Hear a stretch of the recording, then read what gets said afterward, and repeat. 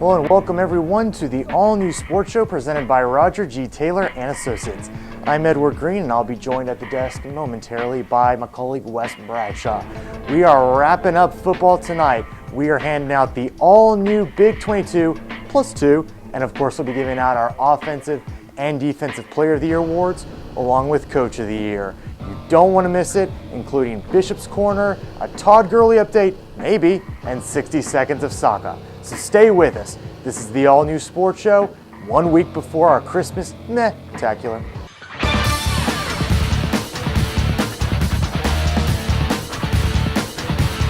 Dogs coming on a blitz, a nice pickup. Green gets rid of it and caught on the deflection.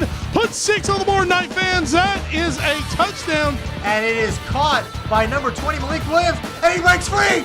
He's going. One man to beat. It's a touchdown.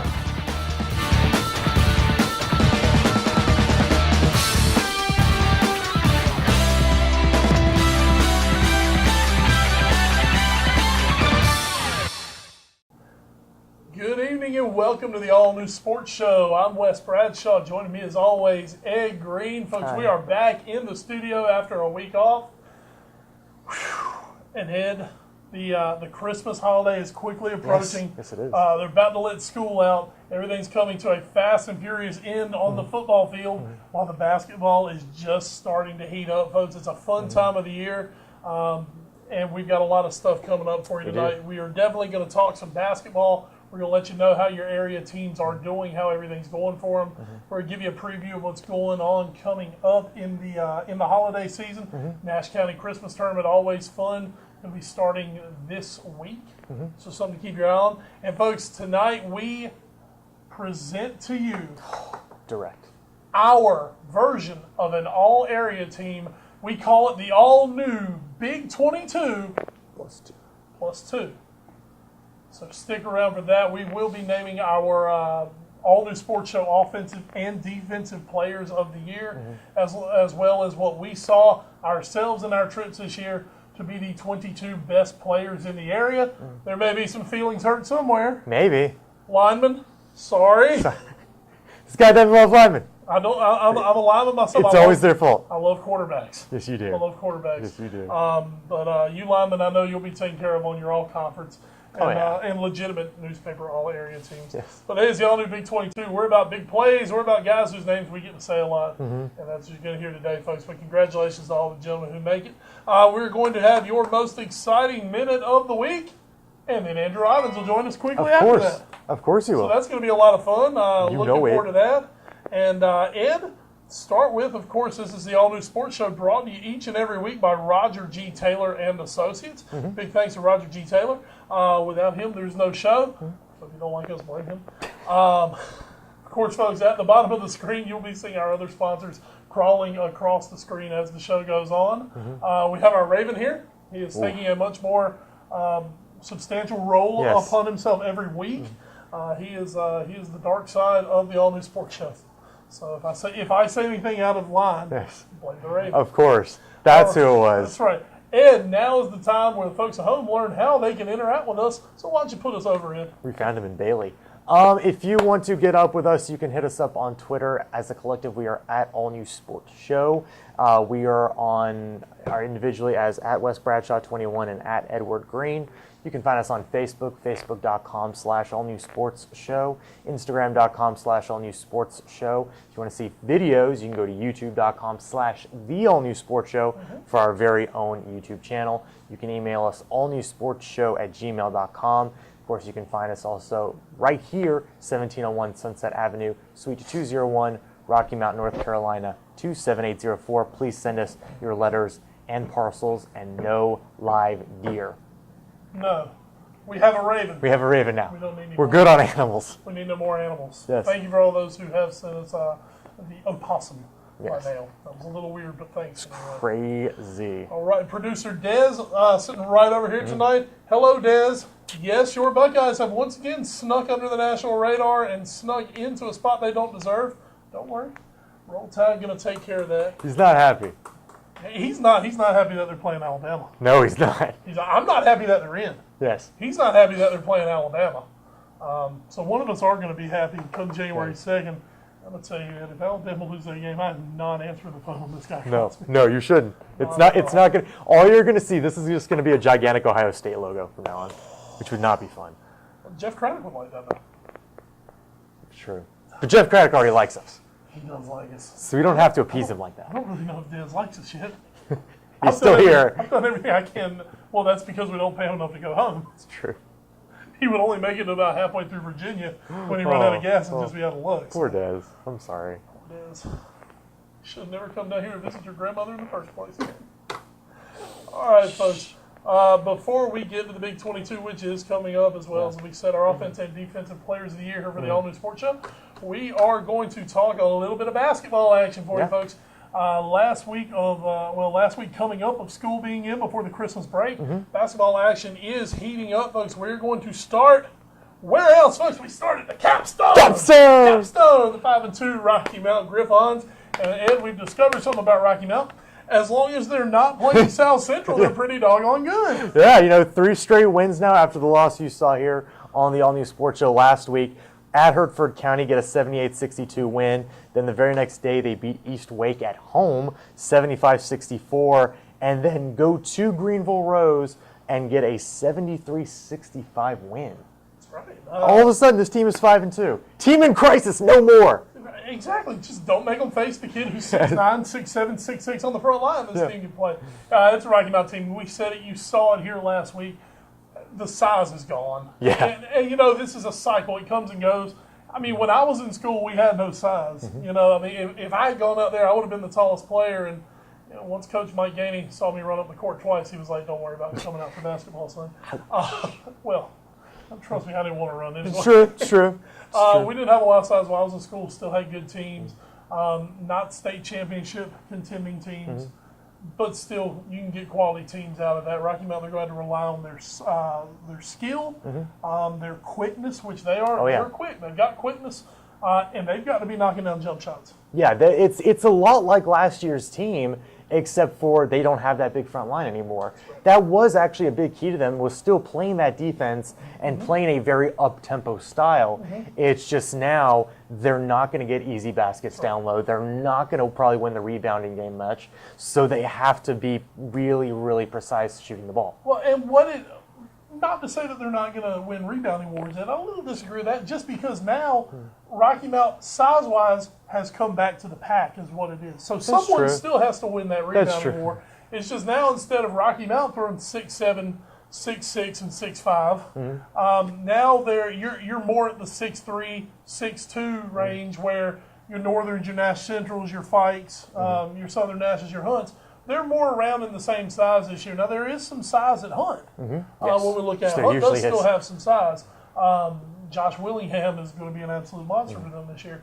But Rocky Mount, just size-wise, has come back to the pack, so they're going to rely more on the other things to make them a good basketball team. Coming up for the Griffons. Sorry, I was doing a little spot in here. It looks like it's going to be Southern Nash they open with in the Big East tournament. And that is going to be at Southern. It looks like it's going to be in Bailey. All right. But just a quick note here, going on to Southern Nash, I should say. Robbie Kennedy has his team 6-1 right now. They're playing good basketball at Southern Nash. Let's take a look at them real quick while we got them up. Yeah, 6 wins. They won at Corinth Holders and at Bunn. They had wins against CBA Cock, Beddingfield, and another win against Corinth Holders at home. Then went on the road, lost to CBA Cock by 3, 49-46. Then came back home this week and beat Bunn 60-38. All of a sudden, this is a team that's 6-1. This was a team last year we saw they didn't have a lot of size. They weren't really good in any area, but they were enough, and when they played fundamentally good basketball, that they could beat you. Fike found that out last year, that could happen, and they were probably the 4th best team last year. They were right in the middle between Central and Northern, and then Hunt, Fike, and Rocky Mount. But I think this is a team that maybe can make a little noise this year. I'll tell you one thing about Southern Nash, they have toughness at Southern Nash. Yes, they do. I don't know what it is in there. Maybe it's because they're kids out in the country and they got to be tough. They are tough kids out there. And when they get some basketball talent out there, they usually they will give a lot of people a lot of problems, as you said, off to a 6-1 start. So first round of that Christmas tournament, you're going to get Rocky Mount and you're going to get Southern Nash, and that's probably going to be what you're hoping to be your best game right there between those two. You almost got to think that whoever wins that is going to be your favorite in the championship game. We'll get to Nash Central and Northern Nash in just a moment. But that should be a solid basketball game. And for Southern Nash, they've gotten to feel for the first time in about 5 or 6 years with Rocky Mount. We're on a more even playing field because you're not just that much bigger than us this year. Yeah, and we did actually their game last year at Southern Nash between them and Rocky Mount. Southern Nash hung in that game quite a while. They gave Rocky Mount a bit of fits. Thomas Cooper III actually had gotten into a lot of foul trouble that game, and they were able to take advantage of it. Rocky Mount pulled away late still, but you could see where Southern Nash could really give them problems. Absolutely. So that is definitely one we're looking forward to on December 16th. Now moving it over into the other bracket, we'll go ahead. We'll just take care of your 4 Big East Nash County schools here. Start with Nash Central. Nash Central, folks, from what we have seen thus far on the Max Preps, with reported scores, a 3-1 start to the season for Nash Central. Their only loss, a 2-point loss to Southwest Edgecombe. That came 3 days after a 6-point win against Southwest Edgecombe. A win over Warren County, a win over Bunn. And this is a Nash Central team that we don't really know. We don't really know what we're going to see from them. But, they return quite a bit of experience from a year ago. So this is a team that should definitely grow this season. Yeah, Randy Taylor should have this team a lot better than it was last year. Kind of a disappointing couple years at Nash Central. It seemed like, especially 2 years ago, it looked like they were poised for a breakout and just never did it. But I think that this is a Nash Central team that can be competitive. I don't know if they can finish in the top half of the Big East, but there's a chance. I think this is a better chance than they had certainly last year to do it. And again, the Big East can be crazy, as it usually is. So who knows? Absolutely. And they will, of course, be taking on the Knights of Northern Nash in round 1. Northern Nash off to a really tough start on the season. They are 0-5, do not have a score reported. For two Southern Wayne games and then a Conley game. Exactly. You don't know those Southern Wayne games, what might happen with them. But apparently they're supposed to play D.H. Conley on Friday night. We'll have a score report from that, but 0-5 on what we do have reported. And Ed, the scary thing for Northern Nash, other than one game at Southern Wayne, they haven't really been competitive. No, I mean, you talk about it.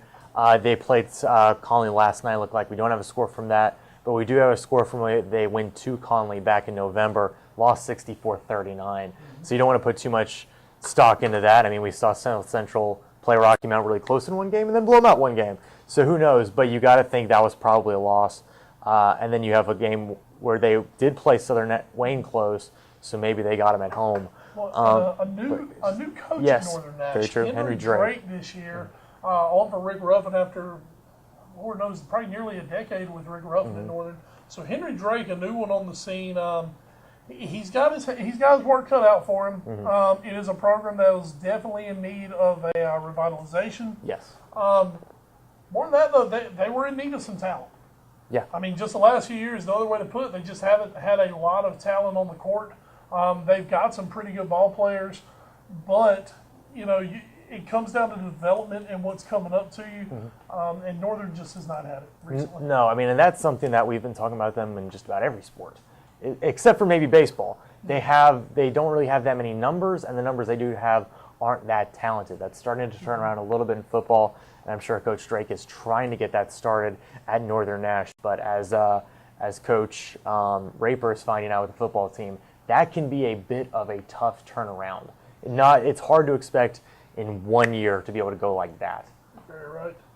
All right, let's move over to Wilson County. Let's start with the Warriors of Hunt High School, 4-2 thus far on the season. Taking a look, losses coming to South Central, which has kind of been the bugaboo for everybody, and also an opening season loss to East Chapel Hill. Other than that, wins over Beddingfield, Rose, both of those 37-32. That's a rock fight. That is an absolute rock fight. Beddingfield lost them 67-64 the first time around at Beddingfield when they went over to Hunt. Different story, 81-58 Warriors getting a win. And Ed, taking a look at Hunt, this is a team coming off an appearance in the state championship game last year, literally seconds away from winning the state championship game. So it's a team coming back that they have tasted some success, but now they must build on it. Jalen Gilliam, Josh Willingham are guys that they are definitely building around. Rashad Shipman, good size. I think there's good size over at Hunt. It's just they are replacing a lot of guards and a lot of really good guards that we saw a year ago, and that's going to be not an easy task for them. No, not at all. I still think they're one of the better teams in the conference, obviously, but it's you just don't replace guys like that. That's right. And it's going to be very hard. Like a guy like Dexter Wright, who, again, back to that state championship game and even the semifinal, I still remember the state title game when he made a little bunny from about maybe 8 to 10 feet out, a shot we were very surprised he even took. At that point, I think you thought it was over. Yeah, we looked at each other and we're like, nope, game over, and it just wasn't meant to be. But there's just so much that they've lost. And it's going to be interesting to see. They do have, it looks like, 5 seniors on this roster, and then a bunch of juniors. This is still a veteran team, but you got to wonder how many of those guys got meaningful minutes last year. Well, it's the ones that we named, Gilliam, Willingham, Shipman, those guys did. Yes. And that's front court. That's a good thing. They have got some size. They've got, some bangers. Willingham's he's a physical kid. He's really physical. Big body. He's tall, but has that big body to go with it. Very I impressive. think he's definitely one to keep your eye on. They do not have a score reported from last night. Let me take a quick look. I am on the Wilson Times website. Let's see if we have a score. But they played at South Central last night. So I don't really, well, at this point, that's kind of what's happening to everybody. Okay, we're just going to pretend it hasn't happened. Yeah, that's what we do. We cannot give you a score on that. But looking forward to Hunt. They do have their holiday invitational coming up. That's going to be after Christmas.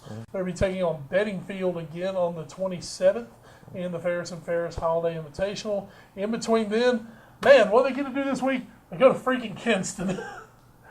Kinston with Brandon Ingram, arguably the best player in the state of North Carolina. Let's just put it this way. Last night when Kinston played, who was the guy? Mike Krzyzewski was there? Yeah, that guy, Mike Krzyzewski. Okay. So he's good. Brandon Ingram's really good.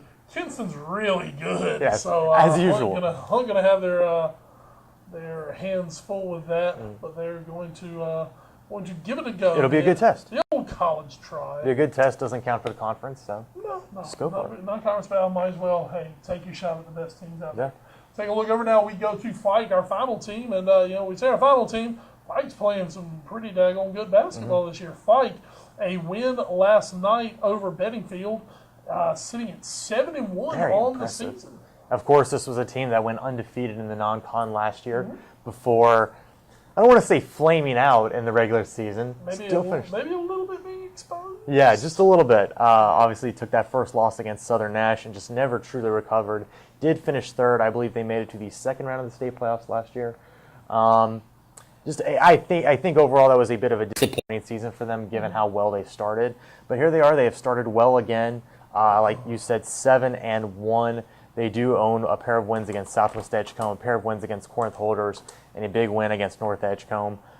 Looking up here, though, like you said, the holiday tournament's coming up, along with a game at Smithfield Selma this coming week, and then it'll be right into conference play for them. That's right. Got a win last night, 79-78 over Beddingfield. Bruins this a three-pointer at the buzzer. So they lost their season opener. They won 7 straight. So Fike, you almost hate to say Fike's kind of like they were last year, where we just don't know exactly what we're going to get. Not yet. Jeremy Phillips, a kid who was their inside guy a year ago, it's about 6'6", 6'7" on the inside, 25 points, 9 rebounds last night. Myquan Gooding, a guy we saw last year, big 6'6" forward, 17 points, 9 rebounds. So this is I believe this is going to be a good fight team this season. Yeah, it'll be fun to see them play. That's my guess. I'm believing it's going to be a good fight team. And of course, they got to win over Bedingfield. Bedingfield kind of starting off in a tough place this year, as they are currently 0-4 on the season, but they've done it by playing, like we just mentioned, they played Hunt and Fight. Yeah. And we'll have them up here in just a moment. They've lost to Southern, lost to Hunt, lost to Fight. So, oh well. Yeah, all Big East teams, that has been kind of their bugaboo so far. And it's not they're playing bad basketball. 3-point loss to Hunt, a 10-point loss to Southern. Second time around, a 13-point loss to Hunt. Then last night, a 1-point loss to Fight. Yeah. This is going to be a solid Bedingfield team before it's all said and done. For sure. They're just having to go through the pains right now, playing teams, a little better than them. It happens. And you're absolutely right. It happens. And that's just that's kind of the deal. It happens. Taking a look. Let's go sticking in that 2A. Let's go take a look at Southwest Edgecombe. Southwest off to a tough start on the season. 1-3 overall. Do not have a score from last night's Southwest Tarboro matchup. Probably a little heated. You never know what happens with those two. 6-point loss to Nash Central. 3-point loss at Fike, and an 8-point win over Nash Central, and a 2-point loss to Fike. Those are Southwest games this year. So 1-3. Yes. Once again, kind of like Bedingfield, they're not looking bad. Yes, they're playing very competitive basketball against teams that are a classification above them. I think they have a chance to really easily turn it around here. And of course, they'll get Tarboro one more time along with North Edgecombe, and then they'll hit conference play. That conference could be pretty good, though. You got teams like Washington and North Pitt and Farmville Central in it. Washington, of course, playing for a state championship today in football, or excuse me, on Saturday in football, play for a state championship. Yes. Not that we can give you that score. No, why would we do that? Okay, folks, moving on to Tarboro, since they took on Southwest last night. Officially, we have Tarboro at 0-1 and 85-49 loss at North Pitt. They played a game Wednesday against Nash Central. I've not seen a score on that. Played last night, of course, or on Friday night against Southwest Edgecombe. Have not seen a score on that yet. But with Tarboro, basketball is never usually the calling card, I guess we'll say, for the Tarboro Vikings. So you kind of just take it for what it is each year. For Tarboro, it's kind of something for the football kids to do to stay in shape. But we'll definitely keep you up to what the Vikings have been up to this season. And take a look around. Let's see if we can check one more school in here, because I did not see anything for North Edgecombe. I'll tell you what, I'll look up Rocky. Have you got North Edgecombe? Right now, we have them at 1-3 this year. They have a win over the Kippers of Kip Pride. Kippers! They have losses against Southeast. The 13th favorite team of the All New Sports Show. Losses against Southeast Halifax, Fike, and another loss against Southeast Halifax. They'll be taking on North Pitt, and then they'll be playing Southwest Edgecombe in their Christmas tournament. Rocky Mount Academy, take a look at them if you want to maybe check prep out. Sure. So we go prep. Rocky Mount Academy started their season off. Once again, we have a couple scores unreported, but 1-1, a 12-point loss at Harrell's Christian. Harrell's Christian Academy, usually a pretty strong athletic program from Harrell's Christian. And then a win at Faith Christian, 71-52 for the Eagles this season. William Harrison, their coach. We don't know really year to year what we're going to get from the Eagles. All I can say, if they're taking those football players and going in, at least they should be physical. Yes. Yes. So they should be physical and in shape. That's about all we say, folks. Sorry, we just haven't got a lot from them. Take a quick look, real quick, at Faith Christian. Actually, Faith Christian already played 12 games this season. They are 7-5. Wins over Wayne Christian, St. Thomas More, Pungo Christian, East Wake Academy, Epiphany, Carr Vance, and another one over Pungo Christian. So, wow, they've already got 12 games in since early November. Wow. So good for those guys. They're doing well. Everybody else is playing 5, maybe 6. St. Christian already 12 in. What do you got for prep? Right now, we have reported 3 scores. Loss to Goldsboro, loss to Southeast Halifax, and a loss to Weldon. It looks like they have Goldsboro and Weldon coming up again this week. So tough times for a team that just 2 years ago was playing for a state title. Well, that was it was a special group.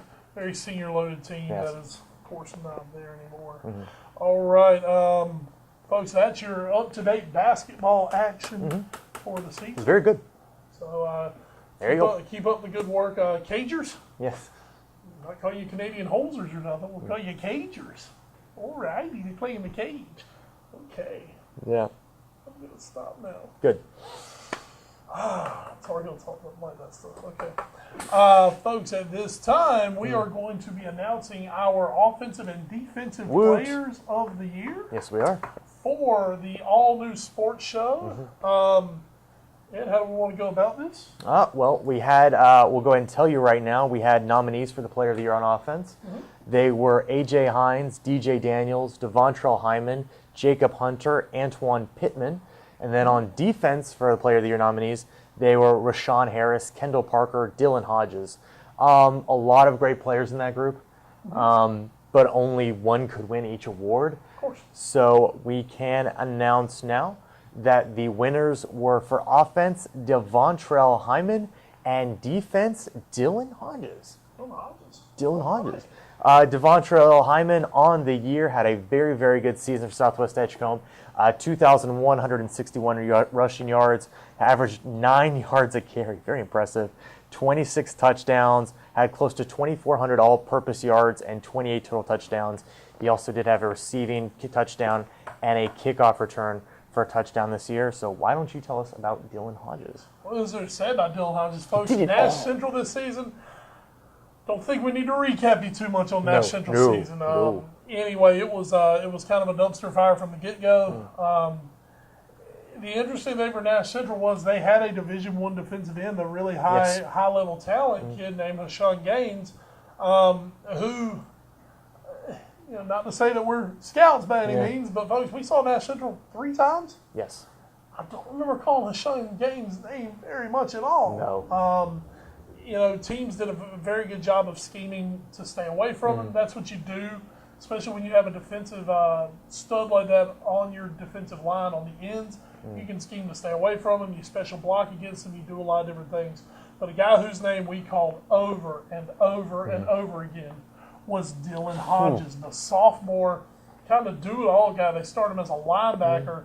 On defense, 91 tackles, 9 tackles for loss.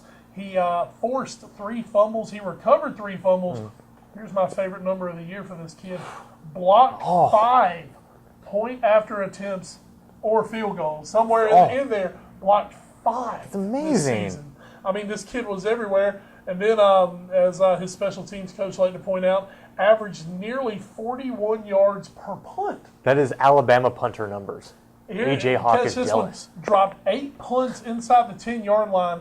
5 of those 8 were inside the 2. Yep. We saw a few times what happened. We saw one of those against Beddingfield. Unfortunately, he couldn't always control what happened after he dropped them at the 2-yard line. But also offensively, played some running back near the end of the season. Averaged 5.5 yards per carry late in the year as a running back. Ended up scoring 3 total touchdowns for a team that really was not good offensively, was not great defensively. But folks, how much worse it could have been, really, if not for Dylan Hodges this season for Nash Central. So he is our defensive player of the year here on the All New Sports Show. Congratulations to him and Devontrell Hyman. The thing is, there were a lot of guys out there. We're going to get to more of them a little later when we unveil the all-new Big 22. These are your plus 2. Yes. So you're not going to hear their names on the all-new Big 22. We'll, of course, bring them up again. Yes. But you're not going to hear their name on the 22 list. But congratulations to those guys. They were picked out of, hey, we put 24 guys on a list, and any one of them could have taken this award, and most all of them, no one could have argued with. Very impressive. So for those guys, congratulations, and they did a great job. Maybe we'll get a little something out to them. Yeah, a little piece of special somewhere. Maybe a Telco Credit Union Player of the Game T-shirt. Yes. Get that sent out. I don't think Dylan Hodges got one, especially. Don't believe Mr. Hyman did not either this year. So they're going to get T-shirts. Yeah. Yeah, executive decision. right here on the All New Sports Show. You're getting T-shirts, guys. Have fun. Hope you like the medium. Medium? Hope you like a double XL, actually. Yeah, that's actually what we're down to. I might have something back in my truck. We'll check. All right, folks, we're going to take a quick commercial break, folks. When we come back, we're going to have your most exciting minute of the week. We've got Andrew Ivins from the Rocky Mountain Telegram still to join us.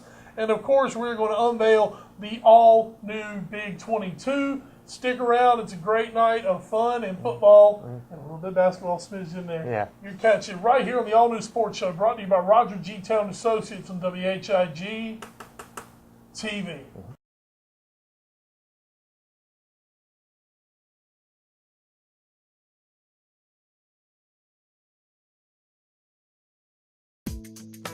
Good day, Eastern Carolina. It's Mike Keffer at Mike Keffer Chrysler Dodge Jeep Ram on a 301 bypass between Rocky Mount and Wilson. I'm a truck driving man. The Great American Drive event is happening on all new Chrysler Dodge Jeep and Ram trucks. It's hunting season. No better time to trade up to a new Ram, whether you prefer gas-sipping 6-cylinder, Hemi, Eco Diesel, or heavy-duty Rocky Mount built Cummins diesel. Ram truck is the new dog on the hunt. Hunt one up in Rocky Mount at 855 by Keffer or online at mikekeffer.com.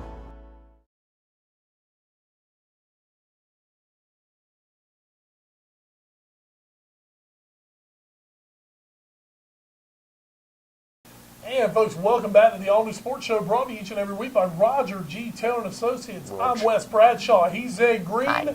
And, folks, it is now time for the most exciting minute of your week. It's time for 60 seconds of soccer.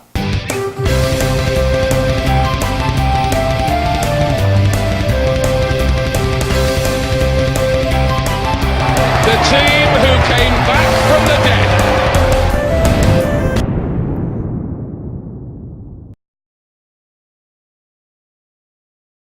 Love it. Go. All right, Ed, 60 seconds on the clock. Good enough for me? Go. Folks, what is there to say about the magisterial boys from Merseyside, the men in red, Liverpool? You're so happy. All we needed at home was just a measly win against Basel to progress into the knockout stages of the Champions League. We got a draw. Yeah. Don't you love it, America? You draw in this game. It's freaking great. But, folks, fear not, because Liverpool is still in Europe as they have gone to a much, much, much more important competition than the Champions League now. They're in Europa, where they're going to go to places such as Salzburg and Everton. Ooh, it's a very foreign place. I'm excited. Ed, your turn. I really hope Liverpool and Everton get drawn together in a future round. Yeah, Spurs, they will be finishing second in their Europa League group, so we will see who will be drawn. Tomorrow is actually the draw for both Champions League and Europa. It's very exciting to see those both, and I'm just excited because remember this year Europa, it counts. Champions League berth on the line. Just like the Major League Baseball All-Star game. All-Star game. Poor Bud Selig, Thank he's you, still rolling in his Bud grave. and Seth, hanging out together. Yep. Are we calling that it?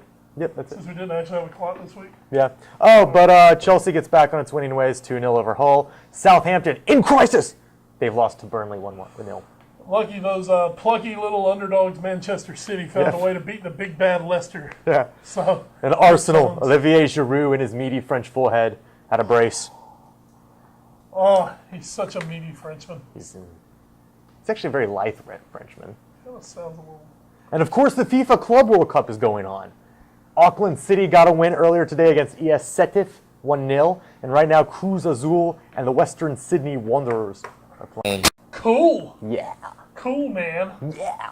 All right, folks, join us now on the line from the Rocky Mountain Telegram, folks. He is quickly shooting his way up to be the third most famous sports broadcaster in the greater Nash, Edgecombe, Wilson areas. Behind us, of course. Rising superstar Andrew. Rising superstar in the biz, Andrew Ivins. Andrew Ivins, welcome back to the All New Sports Show. How are you doing, guys? I'm doing good. We're great, folks. A week after you saw the face of Andrew Ivins. Yes. Once again, you get the voice back of to the phone. Ivins once again. Back to the phone. By popular demand, back to the phone. He's too good looking to stand beside He really me, folks. is. I can't have this. So Very I've, nice I've man. relegated him back to the phone lines. Andrew, man, thanks a lot for hopping on with us today. Andrew, we're kind of wrap up the football season is what we're doing today. We're wrapping up high school football. And, man, I'll tell you what. Let's start where no one thought we'd really start. Let's start with our state champions, the Rocky Mount Academy Eagles. I mean, it's been about 3-4 weeks since they won that state championship. But just looking back, an amazingly great season for the Eagles, undefeated, and they were dominant the whole way.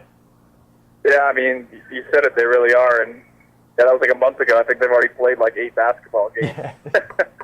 But yeah, I mean, it was a great year for Rocky Mount Academy. I mean, I was kind of thinking today, I think everyone kind of across the Twin Counties met their expectations. And, Rocky Mount Academy, obviously, they're the ones getting fitted for the rings. So it's got to feel good. And as we all know, I mean, this is,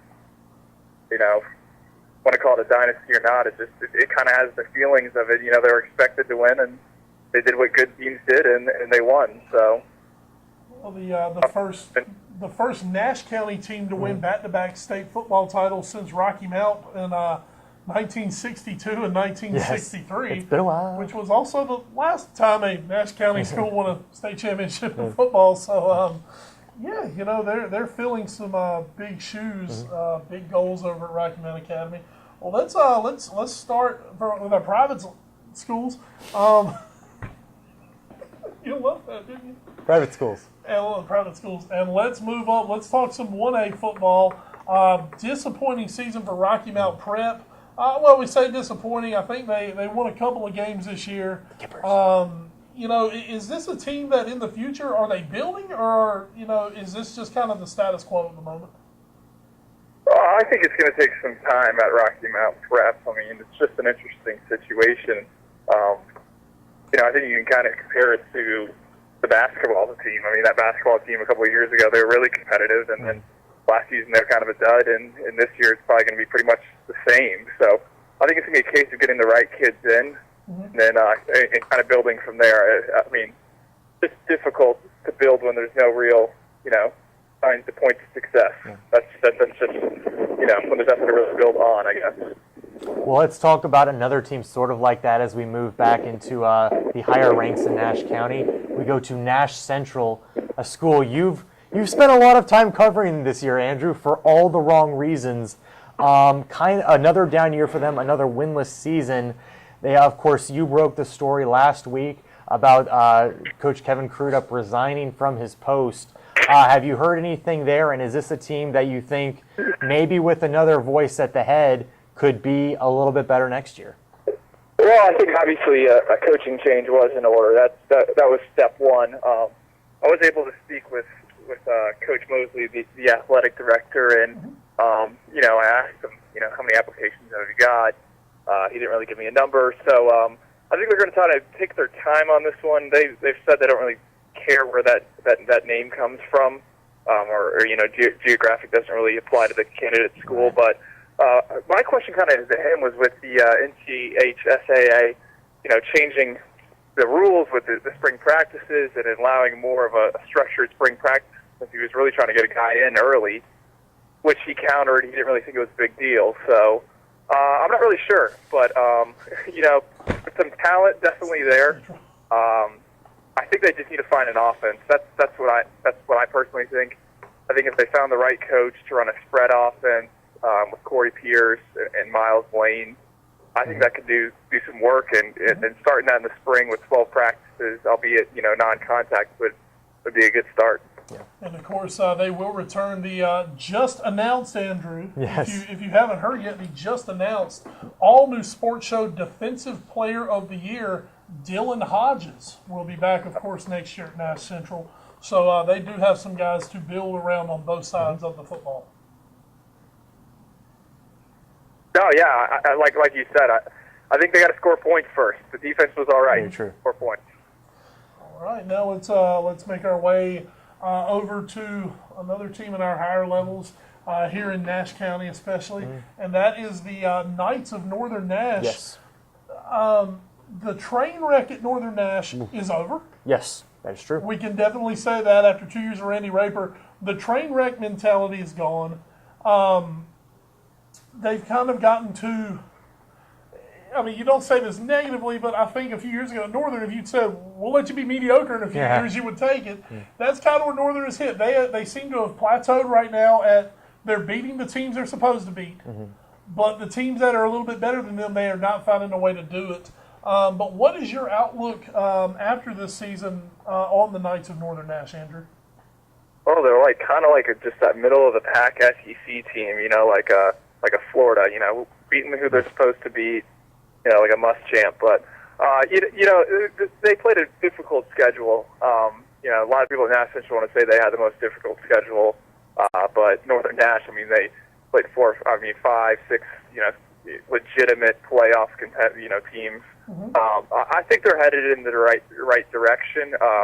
I just think this is going to be, something where, maybe next year it's 6 or 7 wins. I can't see them just, getting over that hump right away. I think it's going to take some time, and we'll see what Randy Raper has in store.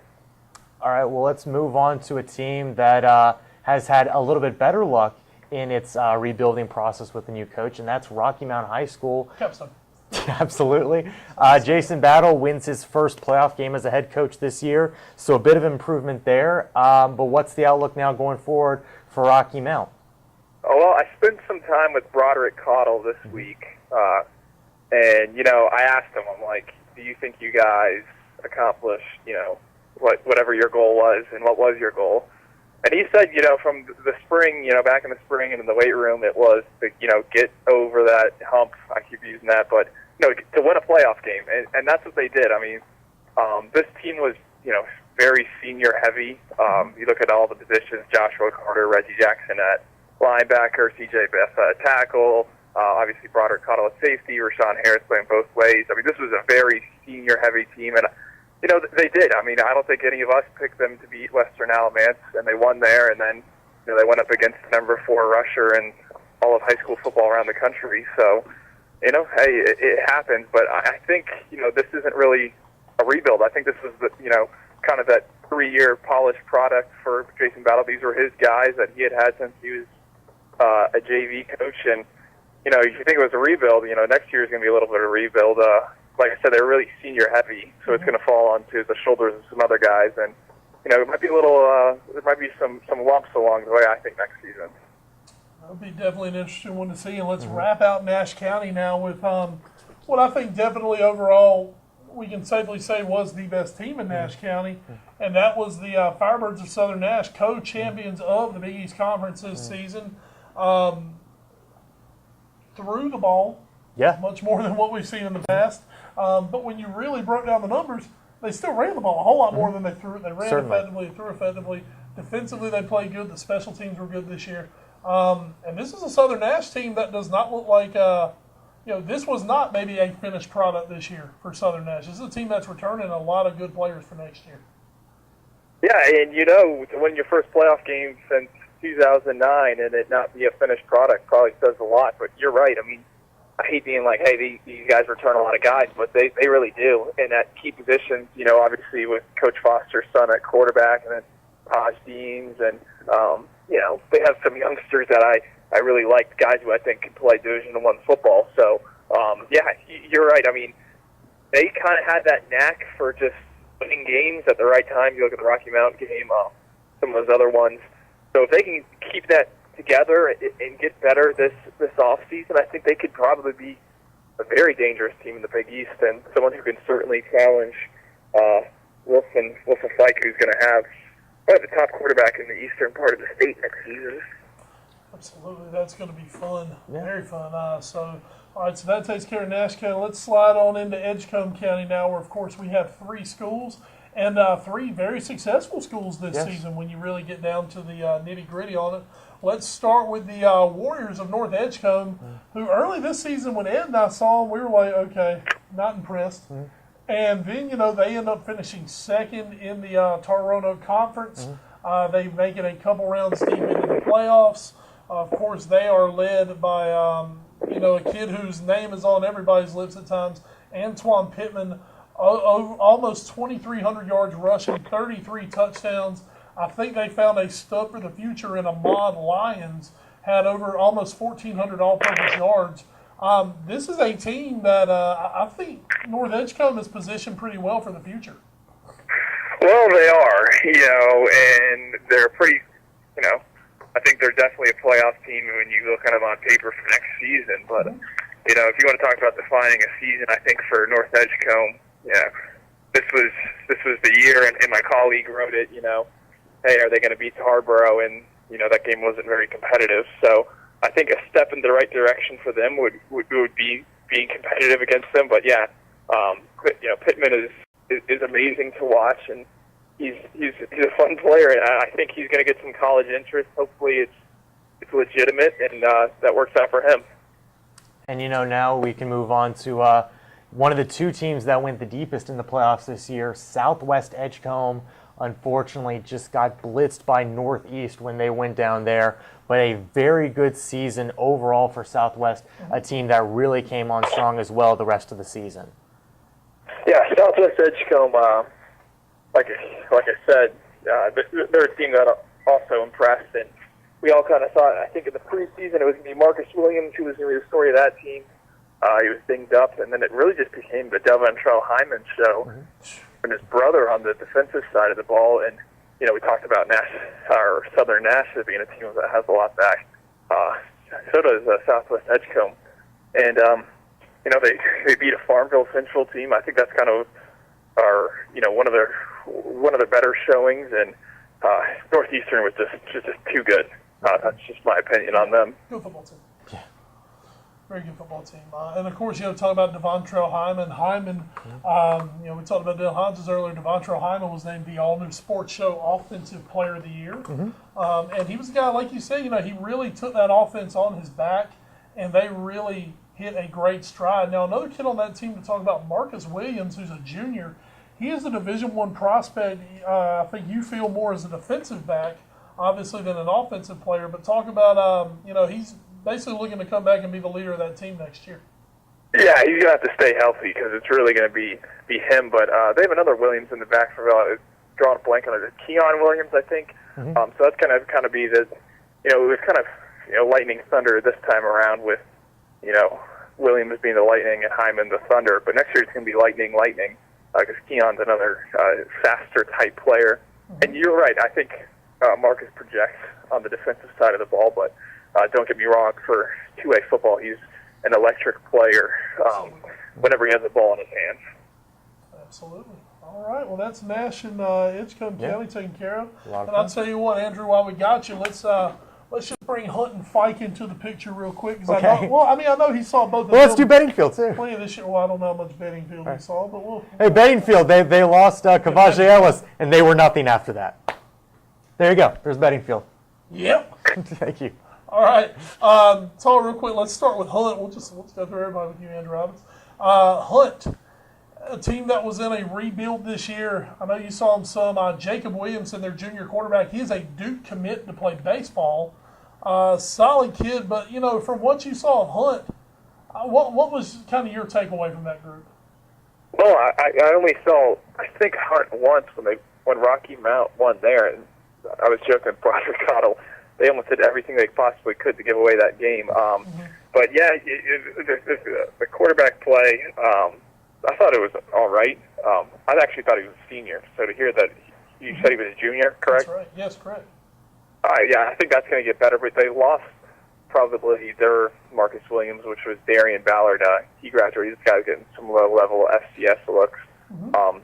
And from everything I've been told, that's just a program that's always going to be competitive. So I expect them to be right there in the picture again. But I personally think, Wilson Fike will be the team to beat next year once again in the Big East.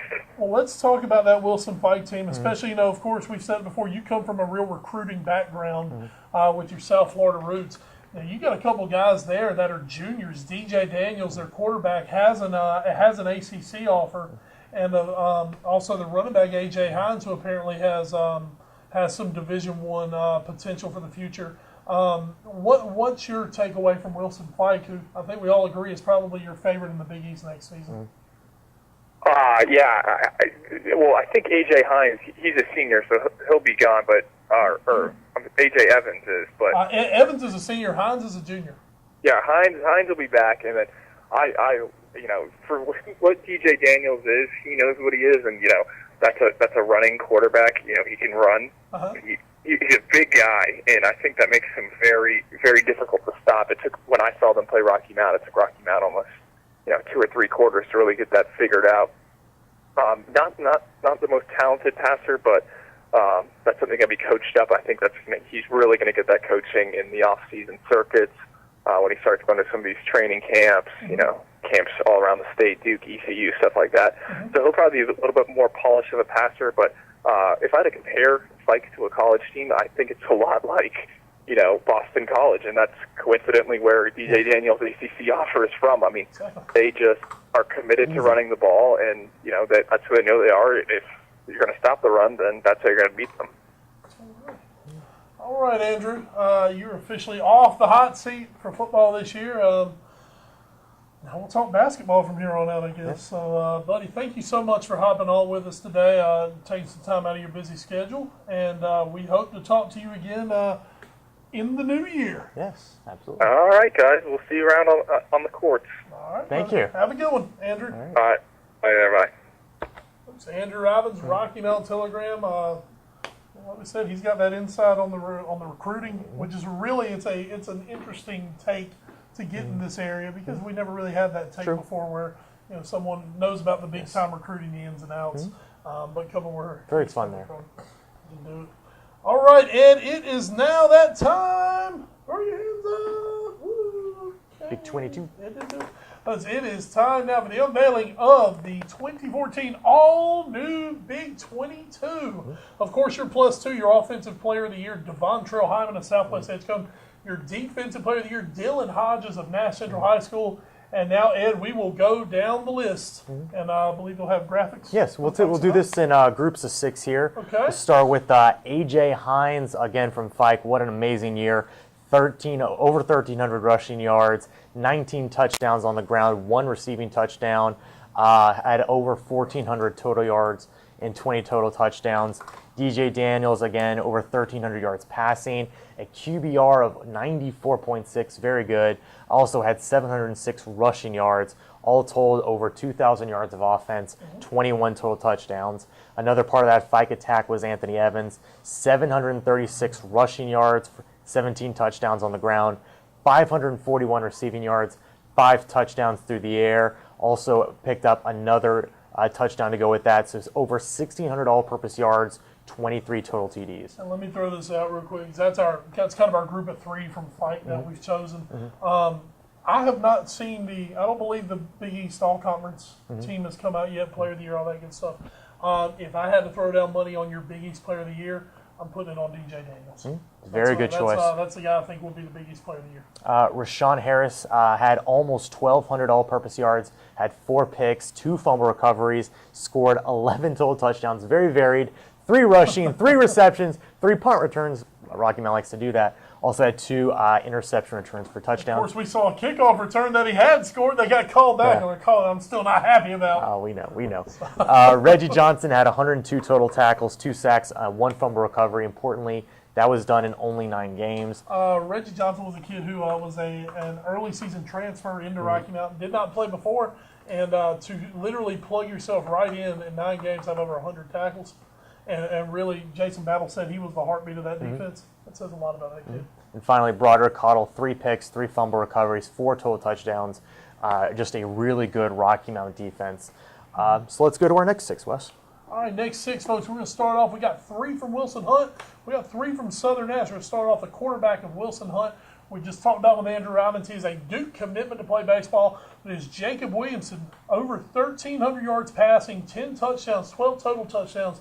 Ed, he was the guy who steered the ship for Hunt. When he was playing well, Hunt played well. When he was in trouble, Hunt was in trouble. Yes. Who did he go to a lot? His main target was Darian Ballard, 25 catches, 505 yards receiving, 4 touchdowns, was a big-time deep threat. Scary guy to be matched up with one-on-one this year. And when he needed to, he turned around, he handed off the football to Darius Barnes, a senior, over 1,300 yards rushing, over 7 yards to carry, 17 total touchdowns. It was not as explosive a Hunt offense as we've seen in the past, but those three guys definitely deserving of the all-new Big 22. Southern Nash, brother, bring it on. My favorite player of the year. You loved him. The numbers don't totally reflect the importance, folks. So, take it with a grain of salt. Taj Deans, he's a D1 wide receiver. 21 catches, 348 yards. He had 3 touchdown grabs. Also returned 2 fumbles for touchdowns on the season. The numbers are not overwhelming, but, folks, he was the deep threat of deep threats. He was the scariest guy on the field whenever Southern Nash had the football. Oh, yeah. You had to respect him, and that respect opened up the running game. And, folks, while there were a myriad of running backs at Southern Nash from which to choose, Grant Jones being the notable one that did not make this list but had a great season nonetheless. Jaquay Mitchell, we had to go with Jaquay Mitchell, only played in 8 games due to probably one of the worst injuries I've ever heard of, a lacerated kidney he caught late in fall practice. Still came back in 8 games, over 1,300 all-purpose yards, had almost 900 yards rushing, had another nearly 300 yards receiving, 7+ yards per carry, 6 touchdowns rushing, 3 touchdowns catching, 8 games. He was a playmaker. And then the man who brought the boom for Southern Nash this year, Kendall Parker, a guy who sometimes got overlooked, but he always seemed to make the big play on that Southern Nash defense. 125 tackles, 9 tackles for loss, a pair of sacks, a pick, 2 forced fumbles. He blocked a field goal. Much like Dylan Hodges, he was a guy who he did a lot of different things for Southern Nash this year. Ed, let's switch over to our next one. Next 6 up, Dylan Hodges, who we've already talked about a little bit. I mentioned him a few minutes ago. Kavajae for Beddingfield, really the heart and soul of that team, especially after he had to already deal with a few injuries himself this year. Over 1,600 yards passing, though, 14 touchdowns, 475 yards on the ground, and another 8 touchdowns there. So over 2,000 all-purpose yards. A shame. Really held back by injuries. A shame we did not get to see him at full strength this year. And then we got 4 from Southwest Edgecombe. You have, again, Devontrell Hyman, and then Marcus Williams. Williams had over 1,000 yards rushing, 11 touchdowns. Also contributed over 100 yards receiving, as well as a touchdown there. He missed 4 games as well. So he missed games during the end of the season, and defensively, he cut off the side of the field as a corner. Devontae Hyman, Devontrell's brother, as Andrew mentioned, great job on the defensive side as well. 85 tackles, 6 for a loss, 5 sacks, 4 fumble recovers, and forced 1 fumble himself. And then Quantellis Norwood, another good receiver for that team when they needed to throw the ball. He was out there. Because they didn't do it a lot. True. They did have almost 200 yards receiving, 3 touchdowns. Also chipped in 2 passing touchdowns. And now for our last. Also was a great blocker as a tight end. Really sprung a lot of things for Mr. Hyman. We're going to wrap it up, folks, from Tarboro. Deshaun Farmer, I believe 2-time player of the game this year for us that we saw. Deshaun ended up 944 yards rushing, had some injury problems later in the season. 7 yards carried, 14 touchdowns, nearly 1,200 all-purpose yards. On defense, had 19 tackles, 4 interceptions, took 1 back for a touchdown. Marquise Clapp. Might be the last time we get to do that. He's a senior, 700 yards rushing, nearly 8 yards to carry, 13 touchdowns. On the defensive side, 57 tackles, 3 for loss, a pair of sacks, 5 forced fumbles. He recovered 2. The kid can do it all, folks. He was a monster. Shamar Pippen, you were that close, buddy. You were that close. Next year. And next year is going to be yours to go. Yes. So remember that. Antoine Pittman, we talked about him, of course, your offensive player of the year, 2,295 yards rushing. Ahmad Lyons, a kid I mentioned earlier, only a sophomore for North Edgecombe. Hopefully both those guys are back next year. Holy moly. North Edgecombe might be pretty good. 665 yards rushing. He averaged 7 yards a carry, had 3 touchdowns. Of course, he's kind of getting the second carries from Pittman here. But he made his name as well as a kickoff guy. Almost 1,400 all-purpose yards this year. Had 4 interceptions on defense, 2 fumble recoveries, took 2 of those picks to the house. He is a stud. Only a sophomore, good ball player with him. And now 2 of the main engines from the state championship winning Rocky Mount Academy Eagles. Jacob Hunter, we mentioned him earlier. He was a nominee for our Offensive Player of the Year. Could have easily won it. 1,774 yards rushing, 13.9 yards per carry. You have to take those numbers with a little grain of salt. They're Bonds-ish. They are Bonds. Kind of like Balco. Yes. It's 8-man. It's 8-man football. But these are still awesome numbers. Yeah. 24 touchdowns rushing, 452 yards receiving, another 7 touchdowns, had nearly 3,000 all-purpose yards. And then on defense, he had 3 interceptions on the season, including a fumble recovery for a touchdown, 2 kickoff returns for a touchdown, 35 total touchdowns this year for Jacob Hunter. And then you got Rod White, who I want to say Rod White was a sophomore on this group. Both these guys are back next year, 8-man private school teams. Have fun with that. Over 1,800 yards rushing, just a hair under 13 yards to carry, 24 touchdowns. He had just over 2,000 all-purpose yards, 25 total touchdowns. He did have a pick 6. And folks, that is the 2014 all-new Big 22. It was very big. Let's do it. The first year we did it was like the all-new Big like 80. 62 or something. We're like, wait a minute, we've got to cut this down. Pare this down. Everybody can't make this. Yes. So folks, like we said, if your favorite player was not on there, send us a tweet. Yeah. Tell us where we screwed up Yes. because we think we did pretty daggone good. Yeah. Once again, to my fat boy brother offensive lineman out there, sorry, guys. Yes. You're just not sexy enough for my Todd McShay will recognize your contributions to football. We will not. Exactly. The Telegram and the Wilson Times are going to take care of you guys. Yeah. We're all about the glory hounds here, guys. It's all about Touchdowns. numbers. Touchdowns and tackles for us, guys. Yes. But we do love you anyway. We'll come in for a big group cuddle later, all right, big boys? Cuddle buddy. Make sure you shower after practice before you give me that hug, though. You still doing practice now? I mean, spring practice. Yeah. Sure. All right, Ed, after the all-new Big 22, let's move into the college ranks real quick. Let's go to Bishop's Corner before we wrap this bad boy up. A little bit of news for the women's soccer team for the Battling Bishops. The NSCAA recently released its Division III all-region teams, and for the first time in over a decade, Wesleyan women's soccer program had a player win in the form of senior forward Rebecca Staylor. Staylor recently completed her Battling Bishop tenure as the program's 3rd all-time leading scorer. She knows how to score with 100 career points, 39 goals, 22 assists. Sucker! Yeah. Most recently, the Virginia Beach native garnered USA South first team all-conference honors as she led the team in scoring with a conference best 18 goals during the regular season, including 5 game winners. Match winners, we call them. Match winners, we call them. She added 6 assists to finish with 42 total points, which ranked 2nd in the league overall. So apparently, I guess when they do this, you get 2 points for a goal and 1 point for assist. It's a thing. Yeah, we need to talk to our good friend Ricky over at Wesleyan. Yes. She needs to send us these stories, and we can just proofread and Britishize them. That's we need to Britishize them so they look really good on the website. She was not to be bothered. Not to be bothered. Oh, what a strike! Oh, meaty French foreheads. Oh, I wonder if there are any meaty French foreheads. I doubt it. I doubt it. You never know. The internationals love True. playing Wesleyan. It's very true. All right. I think that's it. That's it, folks. Bishop's Corner in the books. Ed and I in the books. Folks, a fun week for us. Big thanks to everyone who tuned in to catch the all-new Big 22. It was wonderful. As Ed and I are now going to head on our international break. That's right. And then we'll be back for our Christmas Spectacular. That's right. That's the Christmas Spectacular. Coming next week. Not so much local stuff, but we're going to talk a lot about the year 2014. It's going to have some social talk. It's going to have a soccer talk. We're going to talk college football. We're going to give you some bowl previews coming up for it. Folks, after that, the next week, your week after Christmas, looking like hopefully Clint Williams is going to join me here. Ed's going to be off on Sao Paulo calls. Gallivanting, doing CIA adventures that he does from time to time. Don't blunt me with the CIA. Don't you dare. What's that jug of water doing over there? Oh dear, I could be in trouble now.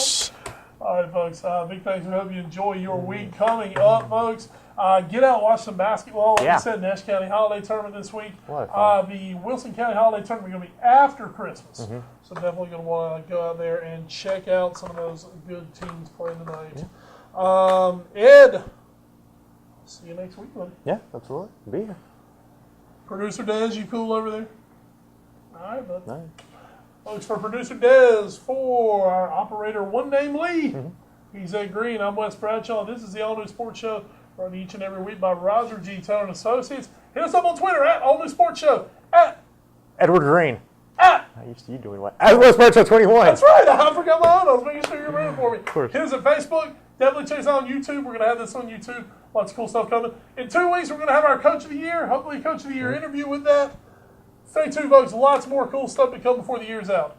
We will see you guys next week for the holiday spectacular here on the all-new sports show. Good night, Costa Rica! CONCACAF. It's a very CONCACAF. And the Penguins. Oh,